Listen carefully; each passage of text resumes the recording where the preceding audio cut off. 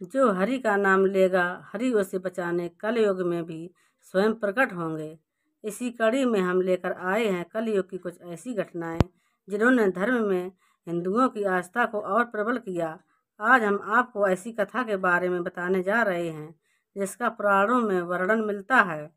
इसमें भक्त और ईश्वर के अटूट प्रेम से संबंधित बहुत सारी कथाओं का उल्लेख मिलता है। ये कथा हमारे देश के साक्षी गोपाल नामक एक मंदिर से जुड़ी हुई है। कथा के अनुसार एक बार दो ब्राह्मण वृंदावन की यात्रा पर निकले। उनमें से एक वृद्ध था और दूसरा जवान था। मार्ग लंबा और कठिन था, जिस वजह से उन दोनों यात्रियों को यात्रा के दौरान कई कष्टों का सामना करना पड़ा। उस समय आज की तरह रेलगाड़ियों और बसों की सुविधा उपलब्ध नहीं थी।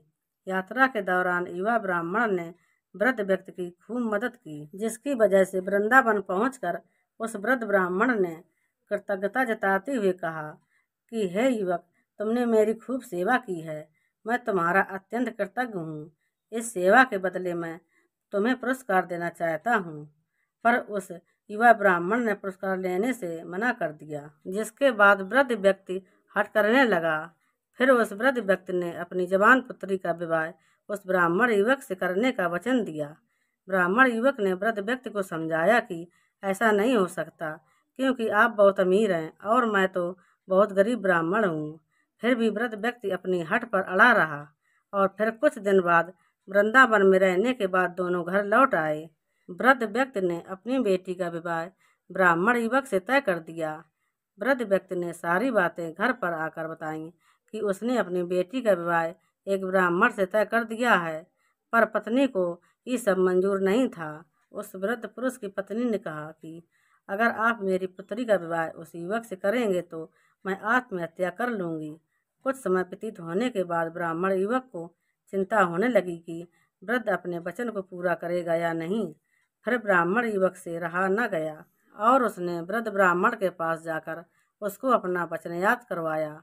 वो वृद्ध पुरुष मौन रहा और उसे डर था कि वो अपनी बेटी का विवाह इससे करवाता है तो उसकी पत्नी अपनी जान दे देगी। वृद्ध पुरुष ने कोई उत्तर नहीं दिया। तब ब्राह्मण युवक ने उसका दिया हुआ वचन याद करवाने लगा। तभी वृद्ध ब्राह्मण के बेटे ने उस ब्राह्मण युवक को ये कहकर घर से निकाल दिया कि तुम झूठ बोल रहे हो, तुम मेरे पिता को लूटने के लिए आए हो। फिर ब्राह्मण युवक ने कहा कि ये सारे वचन तुम्हारे पिताजी ने शिवग्रह के सामने दिए थे।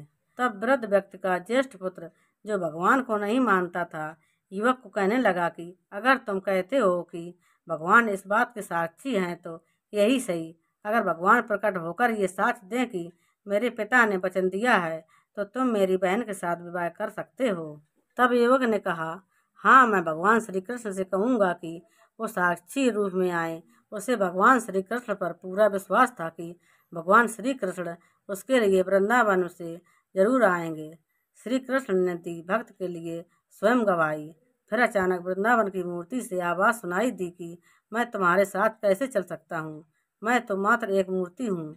तब उस युवक ने कहा कि जब मूर्ति बात कर सकती है तो साथ भी चल सकती है। तब भगवान श्री कृष्ण ने युवक के समक्ष एक शर्त रख दी कि तुम मुझे किसी भी दिशा में ले जाना, मगर तुम पीछे पलट कर नहीं देखोगे। तुम सिर्फ मेरे नूपुरों की धुन से ये जान सकोगे कि मैं तुम्हारे पीछे आ रहा हूँ। युवक ने उनकी बात मान ली और वो वृंदावन चल पड़े। जिस नगर में जाना था वहाँ पहुँचने के बाद युवक को नूपुरों की ध्वनि आनी बंद हो गई। युवक ने धैर्य न धर कर पीछे मुड़कर देख लिया। मूर्ति वहीं पर स्थिर खड़ी हुई थी। अब मूर्ति आगे नहीं चल सकती थी, क्योंकि युवक ने पीछे मुड़कर देख लिया था। वो युवक दौड़कर नगर पहुंचा। सब लोगों को इकट्ठा करके बोलने लगा कि देखो, भगवान श्री कृष्ण साक्षी रूप में आए हैं। लोग स्तब्ध थे कि इतनी बड़ी मूर्ति इतनी दूरी से चलकर कैसे आई। फिर भगवान श्री कृष्ण की मूर्ति ने सबके सामने ब्राह्मण युवक की गवाही दी। उसके बाद वृद्ध ब्राह्मण की पुत्री के साथ उसका विवाह संपन्न हुआ। विवाह के बाद उस युवक ब्राह्मण ने श्री विग्रह के सम्मान में उस स्थल पर एक मंदिर बनवा दिया और आज भी लोग इस मंदिर में साक्षात श्री गोपाल की पूजा करते हैं। तो दोस्तों, अगर आप हमारे चैनल पर नए हो तो प्लीज़ हमारे वीडियो को लाइक करें और चैनल को सब्सक्राइब करें। धन्यवाद।